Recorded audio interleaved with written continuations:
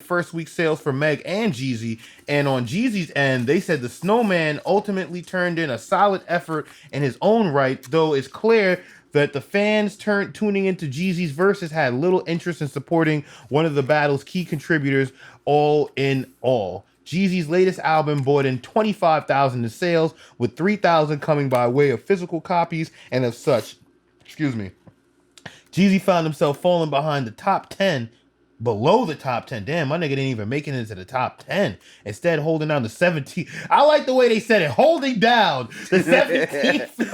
That's a strong 17. That's a strong 17 right there. Big Snow. Big Snow. Hold on. That 17.5. He been saying he getting the 17.5 for a minute. Hold on, that's a good number. You get what I'm saying? 17.5. That's a good number. That's Mr. 17.5 right there. He used to go by that. You know what I mean? And it's but just to finish the article off, the on an admittedly curious turnout of events, seeing how many people were quickly to show support in the heat of the battle, only to have such a loyal cool off in the morning after. I can tell you why, because we spoke about this earlier about why. I'm gonna bring it back. Yeah. Wait, I'm gonna say it here. Niggas think that shit was fake. Yo, Sparks the blunt. I mean, especially like in the heat of the moment, watching it, like, yo, yeah, dad, disrespectful. Oh yeah, this and that. Like, yeah. But then at the end, performing together, I mean, all that's cool and all that. You know what I mean? Like Mobb D said, spread love, not war. Facts. You know what I'm saying? Facts. But come on, man. Like, that was is that what fucking the boxing match is gonna be? The GC Gucci shit. It might be, but wait, I'll tell you this. From the battle seemed like it had more drama from right. And I only say that because the battle ended like how the fucking the boxing match is about to start. But the only thing is, we didn't know it was going to end like this. The boxing match is telling us, look, we coming in with some bullshit. Don't come here looking for a fucking bout. They didn't warn us. Yeah, you feel me? They didn't warn us. So we didn't know where this was gonna go. Yeah. But to see it go here, I'll say this off the bat. Because me and you spoke. I told you Rizzo and I spoke, and I'm giving everyone's opinions, and I'm consolidating. And I'm going to tell, wait. Jeezy versus Gucci, the battle beef being fake. Why do we think it's fake? I'm going to tell you right here why the speculation, even anything surrounding it. Number one, I think the obvious. They performed so icy together at the end of the night. Yeah. Not only does that signal that it could be fake, but what a better way to end the evening than doing a song together and perform. It's like a perfect and then date. Saying, yo, let's hop in a ride. We going to Club COVID together. You get what I'm saying? Come on now, man. Like, wait. That's a little that's crazy for that energy to come. And wait, hold, rewind. This was the shortest versus battle ever. At least to date to that knowledge. I think it was an hour and 36 minutes, give or take. Probably something and niggas had the nerve to be late, so shout out to y'all. But when you look at this in the grand scope of things, like, all right, bet. It's that, one, you see that they perform together, so that signals that the beef is over or whatever, but from the tension that Gucci threw on the table. Yeah, like it was still on and popping. Wait, we smoking on Pookie Loke tonight? Send 3 more, I'm going to send them back. I think you were saying my bad, but he was like, yo, I got a 10K suit on, or I got, you get what I'm saying? Yeah. So there Battle for jewels and whatever. It was a lot of tension and shots being thrown throughout the battle. But let's rewind further, because remember, I started at the ending. They performed so icy that we got to the point where the drama and the shots were being thrown. Yeah. But even before that, before the battle even starts, wasn't, I believe, the governor or the mayor of Atlanta? Oh, yeah, that chick. What I forget her name. Stacey Abrams. She calls in to give and show support for what they're doing or whatever the case is. And I'm like, another reason why this could be fake is people in that stature or that, they have too much to lose, especially over fucking street beef. They don't want to be condoning none of that mess. No, they are not going to endorse, support, or condone anything like that. anything, I am more than sure that if this went down and they got her support and her blessings, they needed to at least guarantee or show some type of guarantee that this was going to be a safe and successful event. I just feel on that point of view. Now, let's go back a little further. I know I started from the end and I'm working my way backwards, but it's the point that Jeezy or Gucci announced a week or 2 weeks prior before this battle even being, because this battle happened like overnight. Because it was originally Jeezy and T.I. And Jeezy was supposed to smoke T.I. Oh, he was gonna smoke his boots. He was smoke his boots. But this battle, I think it was a better, due to everything how it turned. Wait, and I'm only going this route just to say I'll say this: the battle was quite entertaining, regardless of what my thoughts and conspiracies are. But I do have to dig deep on this. But prior to the battle, Gucci declared that he wanted $1 million to do a Versuz. So the reason I go all the way back is that word up. If Gucci said he wants $1 million, one, does he get the $1 million? Yeah. And two, I already know what you're gonna say. It's a contracts. How's this going down? Yeah. Because yo, Piff, come on my podcast. I give you $1 million. You ain't just gonna come through. You're like, yo, hold up, bro. Like, how am I gonna get this $1 million? You know what I'm saying? What are the strings attached? What is the agreements? They probably gave him half up front, half at the end of the night, and there was probably an agreement that they had to perform the song or some type of whatever the case is. But then when you go forward to backwards, I don't think this shit went down. If he got his $1 million and Stacey Abrams endorsed it, and then here's another thing that I missed out: drama sells.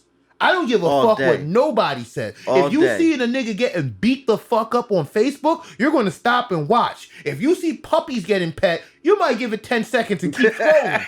But that nigga getting his ass torched? I'm here for this. Yeah, hold up. Bring that back. You know what I'm saying? Bring that shit back. Nigga, we got time for it. So when you put that in perspective, drama sells. So what better way to sell the battle, the beef, or an album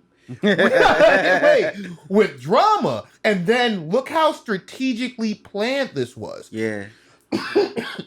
My bad. And I say strategically planned because all this went down. Like I said, Stacey Abrams endorsed it. Gucci said he wanted his $1 million. This whole beef shit. They did the So Icy together, did the Compound Club COVID together. Then literally the next morning, album dropped? Recession 2? Mm-hmm. Wait, hold on. And I'm happy Jeezy ain't come out looking how he looked it on that album cover. Oh yeah. Because if he came out with that Pierre hat, take a come on now. Yo, that battle would have been over, yo. No matter what he played, like, dog, you had to, for real, you had to come out with the snowman shirt. He played. Yo, I was saying that off the rip to one of my mans. I'm like, yo, if Jeezy don't bring it back to the black bandana with the snowman shirt, or at least the snowman the chain. 3X snowman. Yeah, 3X. Word up.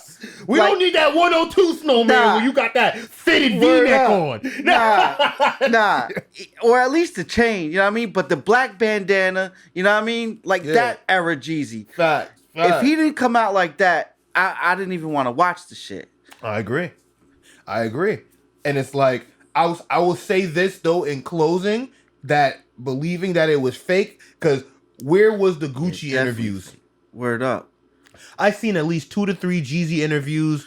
Only thing I found today is some joint on YouTube saying that Gucci, after the event, Gucci was in the car and whoever he was with put on Twitter saying that he felt bad for the disrespect and playing the song and all that. Like, if that's true, like, come on, man. I'll say this though. Outside, all right, so here I tried to pull up what I could find. Oh yeah, Gucci Mane apologized, truth this versus news. Oh shit. Let's see. Yeah, it says Gucci Mane has remorse after playing Truth and what Pookie Loke's son doesn't understand with Jeezy. Gucci Mane apologizes. Truth this verse battle after extending the olive branch with Jeezy for the entire world to witness. Minutes after the battle ended, Quality Control COP was in rare conversation on Clubhouse and touched on this and touched on speaking with Gucci Mane in the car about the elephant in the room. Shockingly, Gucci felt bad for playing Truth This Record at Jeezy and the deceased CTE member Pookie Loke. It got uncomfortable when Gucci added extra ad libs at the end of the song. Yeah, those ad libs was super greasy. That's honestly, I think the ad libs was more disrespectful than the song. Shout out to the ad libs. Yeah. Oh my god! But saying he was gonna smoke on one of them packs tonight. However, Jeezy remained calm during the pivotal moment in the hip hop history and made peace with Guwap. Unfortunately, the internet instigated the entire situation as Pookie Loke's son felt a certain way with the Gucci Man speaking ill of the dead and Jeezy not doing anything. We're going to touch on that. During the fallout in 2005, there was an alleged bounty on the So Icy chain, which was claimed to have been made by Snow. Not the case. Oh shit. Oh, that's what they call him now, by Big Snow, Jeezy Snow. I like that. But soon after, is there anything else? No, we pretty much got to the basis of it. Basically, niggas was on Clubhouse saying that, Gucci felt bad for being so disrespectful. How true it is, we don't know. But maybe in the moment, he might have, I don't know, maybe nigga might have felt a little bit of heart. Who knows? Thugs got hearts. Yeah. Small black ones hidden in their chest somewhere. But it's at the same time, it's like, who knows? But R.I.P. Pookie Loke. But then when you come to see at the end how they said how Pookie Loke's son was mad or felt a certain way because, Jeezy didn't do nothing because Gucci Mane spoke ill of the dead. I will say this, and I think this is the one takeaway that I had to at least get off, is that what Gucci did, regardless if it was fake or not, that is a no-fly zone, period. What he did, the way he disrespected him, how he disrespected him by looking at him, talking ill of the dead, talking about sending more of his homeboys to the grave. Granted, like I said, Jeezy did the right thing in the way of trying to move the culture forward and not turn it into a fucking World War III. But if we're talking some black bandana street shit, that's a no-fly zone. But hold on, son. Isn't supposedly Jeezy had money on Gucci's head or whatever? Allegedly. All right, cool. If I'm Gucci and you're Jeezy and you have money on my head allegedly, and we in the same room together, I'm talking as much greasy talk as I can talk to you, man. And off camera, it might go down. No, facts. It might go down. Facts. I totally forgot, because what you said is so true, because I forgot to even bring up that. So I don't even blame Gucci for doing what he did, yo. I don't, because the fact that they both were able to get in the same room together, they both get a point. Yeah, no doubt. But yo, like cats are saying Jeezy's soft and they mad he didn't say nothing about it. I think it's more to it on why he didn't say nothing about it. I mean, I might be wrong or not. Hold on, get going. We speculating. I'm here for it. Cause look at Jeezy's career, how it is so far, and how it's been in the past couple years. Actually, but kind of political. Yeah. Even on the battle. Yeah. It was at the beginning of the battle. It was political. Last album, he was doing the Obama I wouldn't campaign. be surprised if fucking Jeezy comes up to be like Arnold Schwarzenegger. He's like the governor of Cali, wasn't he at one point? Yeah. I wouldn't be surprised, yo. Wait, he already said he owns half of Atlanta. He's on his real estate shit, so I wouldn't doubt it either. But see, that's the reason why I give Jeezy credit for what he did, is because his trajectory has changed.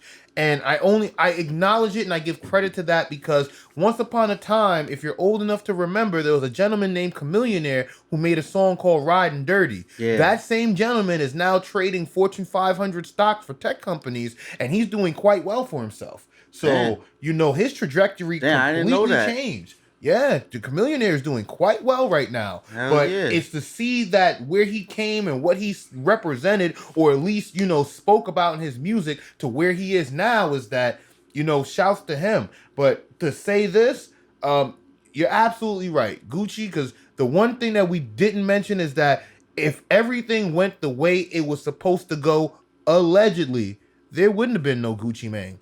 There wouldn't have been no I get the bag and I stumble in. There would have been none of that. Nope. It would have been none of those Fugianos. None of that. Would have been none of that. No ice cream, man. None of that. And if all of that shit, because I'm just saying, if everything would have went the way it was supposed to go, you know, I don't, like you said, I don't blame Gucci for going in there starting off on some shit. Yeah, Granted, nah. he had this shit bought. Your niggas tried to kill me. Yeah. Like, wait, like, how do you? I'm talking to the people, right? If a motherfucker tries to kill you and you guys are finally in the room together, I don't know what the energy is, but a nigga had numbers on your head, and we're just gonna dap it up like nothing Put happened? it like this. This ain't like we fought in high school. Nah. You know what I'm saying? If one of my mans has some numbers on his head, and then he ended up being in the same room with dude that had numbers on his head, and it's like happy-go-lucky, like, come on, dog, like, you gotta go. Yeah, you get what I'm saying? You gotta go. Listen to it. Oh my God. You gotta go. Wait, The door's that way. hyperbole. This is a hyperbole. You know, he's speaking with joking style. I'm sorry. But with that being said, fuck it, man. We could take it somewhere, man. We could keep it on music though. I like